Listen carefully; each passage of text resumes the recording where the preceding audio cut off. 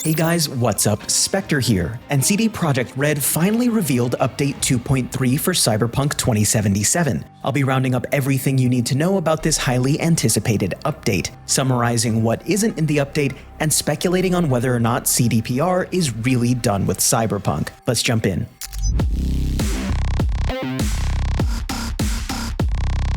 As we learned through a tweet the night before the reveal, Update 2.3 is very focused on vehicles and traversal.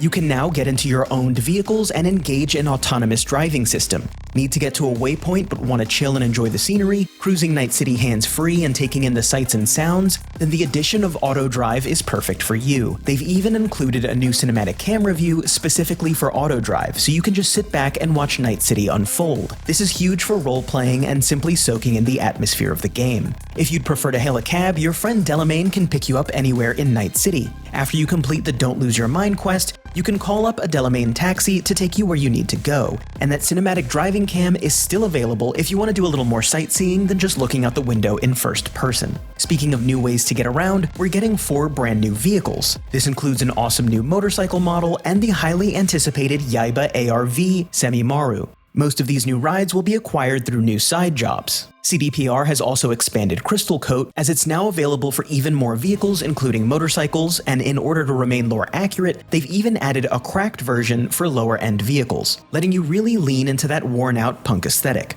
More customization is always welcome, and I love how devs took this into consideration, weaving in new features with care and attention to the lore as well. Now for those who are really into virtual photography, photo mode has received a massive overhaul. We now have dedicated time and weather tabs, you can change the time of day, and even toggle weather effects like rain, acid rain, fog, sandstorms, pollution, or sunny skies directly within photo mode. You can skip forward and backward in frames, and you can let the world keep moving around you while you take a photo. They've also added 27 new NPCs you can spawn into your photos. Fan favorites like Rita Wheeler, the Cassell twins, various fixers, Dum Dum, Brendan the vending machine, and even the iguana can now be spawned in.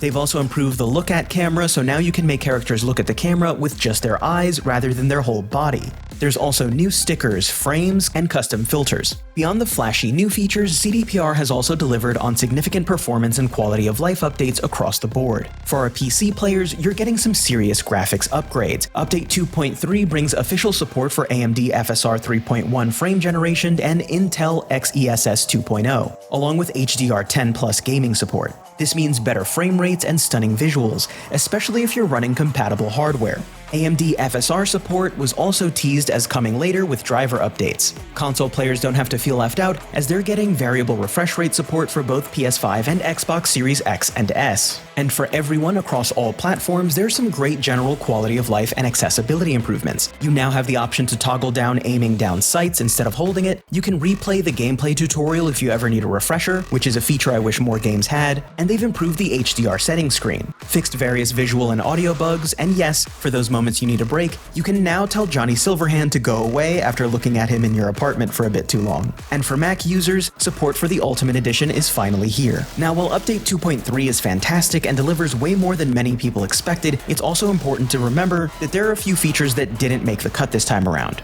The big one still missing in action is New Game Plus, which is not surprising to me personally, along with a third-person camera. I just think those are 2 features we're never going to see in this game. And while 2.2 added more options for V's appearance, we still don't have a truly full, comprehensive cosmetic cyberware system, allowing us to swap out entire limbs or have full chrome plating. We're getting closer to that, especially with mods, but it's just not there for vanilla. And even though Cyberpunk has come to PS Plus, there still isn't even a word about a PS5 Pro update. So with all these amazing additions in Update 2.3, is this truly their last major one?